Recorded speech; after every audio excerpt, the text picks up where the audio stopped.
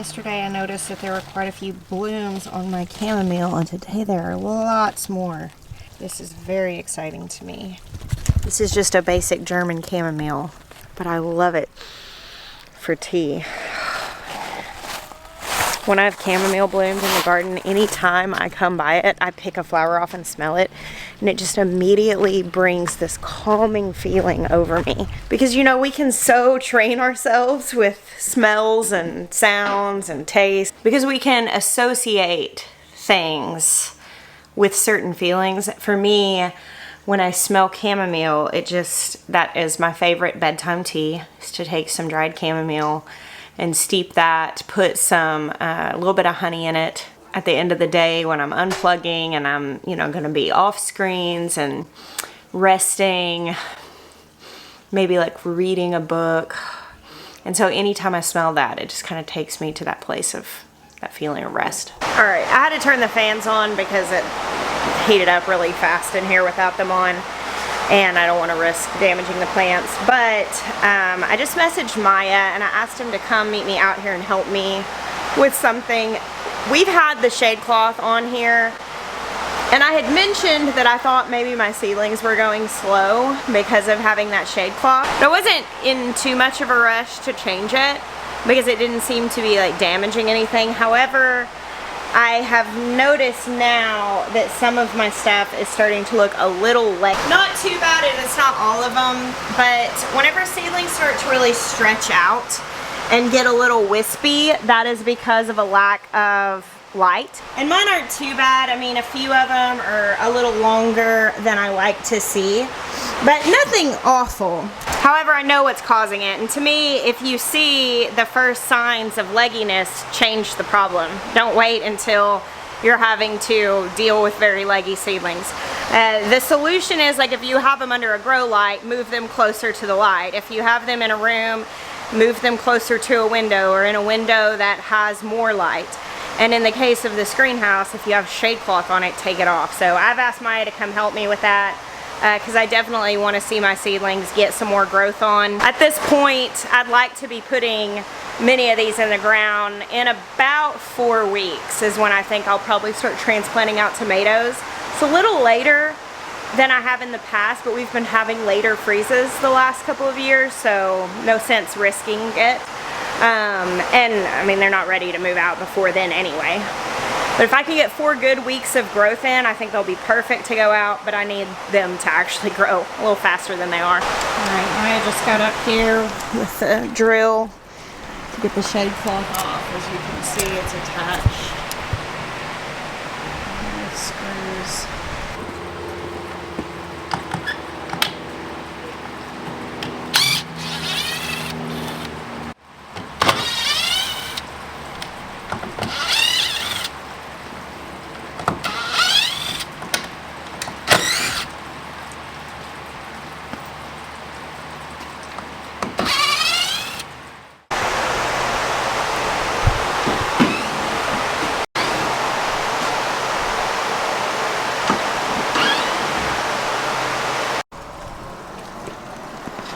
I was chasing you around.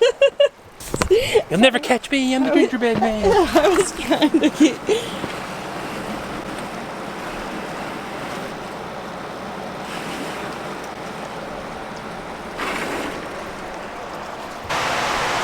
That's some massive difference in here.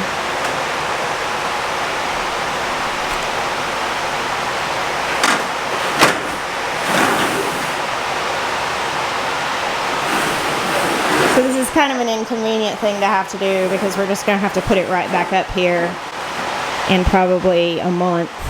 But I think it's necessary for now to get these plants the light that they need. That makes a huge difference. I'm very curious to see. I'm very curious to see what the growth looks like after taking that down. That's kind of cool. You look like the king of the garden.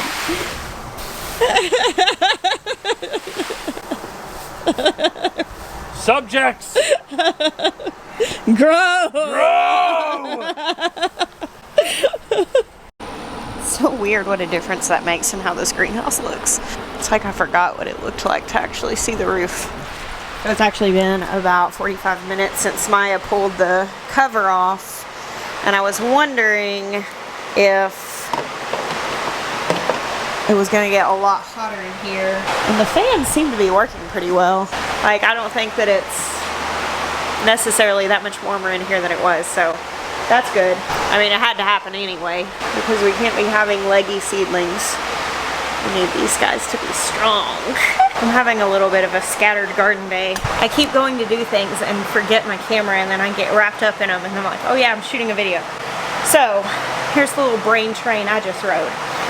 I went to get some seeds out of my purse, which I knew were in my purse, and I brought out to the greenhouse because I knew I wanted to start these seeds that I've been carrying around in my purse. It's a weird thing that I do. I get seeds that I'm excited about, and I carry them around with me so I can look at them, you know, when I'm like at the baseball game or standing in line at the store. I can look at my seeds excitedly. And my friend Sunflower Steve sent me some of his seeds, the Van Gogh's Fantasy Mix, which I'm really excited to have these. I grew these last year, but he also sent me a couple of varieties that he hasn't released yet. So one is a release for 2024, Van Gogh's Lemon Drop Mix, which is an all yellow blend, and then another one that it doesn't actually have a picture with it, that is a release for 2025. So here's the confession. A few of these seeds spilled out in the bottom of my purse. So I'm just gonna have to grow them to know which one it is. Sorry, Steve. I promise, I was just excited. So I'm gonna actually put those in a separate container. Well, I grabbed a few of them and I went and stuck them out in the cottage garden. I don't wanna waste very many in case there is a frost. These seeds are very precious to me, so I'm not taking a lot of chances. But I had a handful in the bottom of my purse, threw them out there, got distracted, started planting things, and then I remembered you guys, so. I just threw a couple in, like in this area, and then back in this area right here, just where it would be nice to have a few tall sunflowers. I'm gonna plant those kind of sporadically all throughout the garden. You know, I like to do in the corners of the beds. Last year, we had planted random sunflowers throughout, like anything sprawling. So I'm gonna do that this year, but I am probably gonna give like an entire row to Sunflower Steve sunflowers. Just they are so beautiful and cheerful, and then do them kind of sporadically. And then Will and I are talking about potentially just starting another large garden plot over across the driveway. Just be an in-ground garden, something super basic. We'll probably till to start, and then, you know, add in compost, potentially do tarping and no dig over time. But we just want to do a big in-ground spot of cowpeas to grow a lot of our favorite chicken and dumplings peas in a larger scale, and then probably to put some sunflowers in the ground too. And then of course I'm going to do some cut sunflowers in the high tunnel with cut flowers. And I think I'm probably fine putting some seeds in the ground because our 10-day forecast looks clear of freezes, but I'm not going to put a whole lot because I can't risk losing more than a few of those seeds. So over here, I actually decided to grab this trellis, and I was playing around with some spacing, but I think I'm going to stick this trellis in here and put my butterfly peas on it right here in this corner. I got this trellis at the Costco store for like 20 bucks. Oh, I would pick a spot with rocks under it.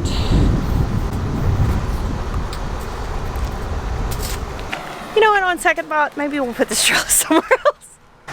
You want to know what a lot of my garden design is decided by? Ease. If it doesn't go in the ground easy, it's just not the spot for it. My alpacas are watching me like, what are you doing? Hey, pretty girls. Hey, little darlings.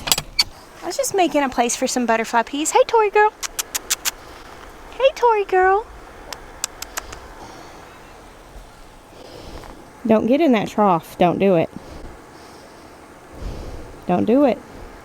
So this isn't going to be a super long-term placement, but it'll be fine for this season. So right here on the corners, I have these dwarf pear trees on the corners. I've got one here and one down there. And I'm hoping to prune these to keep them relatively small. And right here I've got a bunch of comfrey, which this isn't where I intended on putting this long term. My friend Matthew gave me these. I just wanted to get them in the ground so that they would start multiplying. But I intend on breaking this comfrey up and moving it over into the orchard around the bottom of the trees. But this, I'm thinking I'm going to put some butterfly peas on it and let it grow up really pretty back here in the corner. I may move it still. I don't know. I'm not going to plant it today because I don't feel super confident about it. I don't want to give it a more prevalent spot than that. It's so pretty. Until I lay out my trellises in the garden and get those up, I feel like everything's going to feel a little fluid. That's going to be whenever it really starts to take form. So one of the things that I'm going to do today, I've got these pots ready here with soil in them, and I'm going to start some seeds for some different flowers. Now, like these zinnias, these are some of my favorite zinnias. These are from Baker Creek. This is Queen Lime Blush, Queen Lemon Peach, and Queen Lime Orange. There's let's see, Queen Lime Red Heart, and then the actual just Queen Lime that's green. And I love planting these all together. They're very muted, kind of vintagey tones. Now you can direct sow zinnias pretty much anywhere.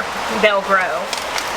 The benefit here of starting them is that, one, I don't have to remember where I planted them and make sure that they're watered, because whenever it's hot, the surface of the soil where you have seeds sown can dry out really quick. It's not a big deal if you just have a small space, but if you're just plugging things in little by little, it's harder to remember to make sure they stay moist enough to actually germinate and live. So by starting them here, I can just water them in the greenhouse where I'm watering things every day anyway. The other thing is I'm not 100% sure where I want everything. I do know that I want to put a good deal of zinnias out in the high tunnel when I do the cut flowers there. So I'm going to start these. I'm also going to start some sunflowers in trays. That's another thing that I usually direct sow straight into the garden. While I will still direct sow some sunflowers, like the ones I just threw in the ground a minute ago, I want to do cut flowers. So I need to make sure I have good solid germination for that to fill out my spaces. Sometimes it's good to sow inside if you have issues with certain insects or pests that are eating your seedlings down. Like if you're having a bird issue or a squirrel or different insects that will gnaw your seedlings down.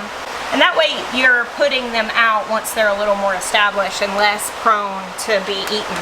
Direct sowing versus seed starting is something that, I mean, you're going to just develop a preference on and decide what you want to do. And you may do some of both. That's what I do. I do some direct sowing.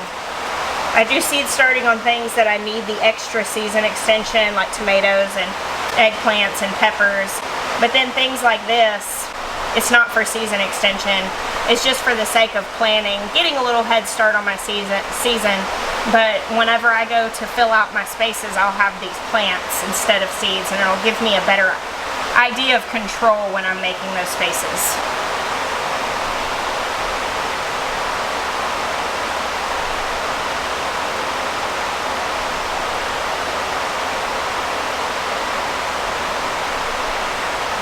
Hey guys, I'm back in the house now. It's evening. I just edited this video. It's hilarious to me because I don't know if it will feel as like disjointed as it actually was. That little, 13 minutes of video actually spanned over the course of about 2 hours of me like just puttering about. Sometimes I have to be real with myself and be like, Jess, you are not paying attention to the task at hand. You need to just choose one. And today I chose to just lay the camera down and do the garden. Because sometimes, you know, we need that. But I wanted to address something that I thought of while I was editing. You're not going to see this for a little while, so it's going to feel a little late. But this weekend, some really horrible tornadoes have hit Arkansas, my hometown, where I grew up, where we lived, where the original Roots Refuge Farm was. And I've been getting a lot of questions, people asking. Of course, that is terrifying, even more so because Jackson and Ash are actually there in Arkansas right now. They're spending spring break with their dad there. And as the tornadoes were going through Little Rock, they were actually on the road on their way there. Thankfully, they barely encountered the storm at all, which was a relief to my heart. But So many of my loved ones are there in Arkansas, and this was a very devastating storm, and it appears that there's another set of storms on the way to Arkansas here in the coming week. I follow a guy on YouTube called It's Ryan Hall, y'all, is his channel. He's brilliant at reporting the weather and doesn't just tell you, oh, this is going to happen. He actually shows you why it's likely. If you're not following him, especially if you live in an area where there are catastrophic weather events, like if you live in a tornado-prone area or anything like that, he's a wonderful person to follow on YouTube. He has become my go-to on any weather stuff. And I had been watching the weather in Arkansas leading up to the storms. My cousin Amy called me that day because her children were released out of school early and she went to pick them up.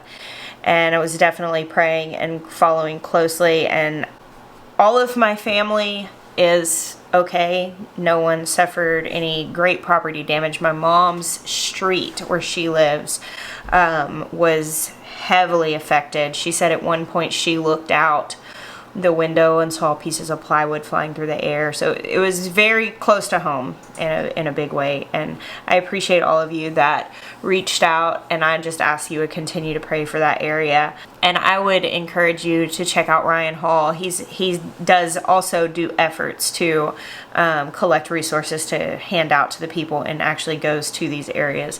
I knew he said he was headed that way to like where the storms have been hitting in the last video I watched, and was prepared to cover the storms that are supposed to be coming through this week. Here in South Carolina, there are tornadoes. Here it's more hurricanes, and then basically tornadoes that spin off of hurricanes. In Arkansas, it's just kind of part of life there. There are tornadoes, the area that I grew up in. I was thinking about it the other day because I was like, I've gotten used to not having to deal with it as much since moving here. But, I mean, in Arkansas, I can remember probably within my years of living there through my life, probably 15 major storm events that like brought a lot of devastation to an area closest to home. And then, of course, the experience that we had in 2014, which was extremely close to home, where a tornado hit a few miles from our house. And one of my very good friends lost her children in that, which was, you know, horrible. So it's obviously something that when there are storms, I am hyper alert. I am very aware. Having like Ryan's channel has helped me a lot to have the information, because then at least I can be informed.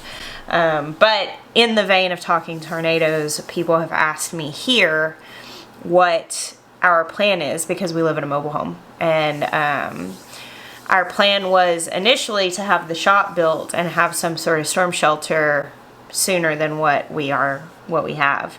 Our timeline here, though we've gotten a ton done, has actually been a little slower than we intended. But we do plan on, with a pretty high priority, putting in a root cellar / storm shelter here on this farm. Even though we don't have the frequency of storms in South Carolina that we did in Arkansas, we do want to be aware with that. And in the meantime, we do have places close by where we can go if ever we need to. So if you are in the path of the coming storms this week, or if you are affected by the storms that just came through this last weekend, please know that you're in my prayers.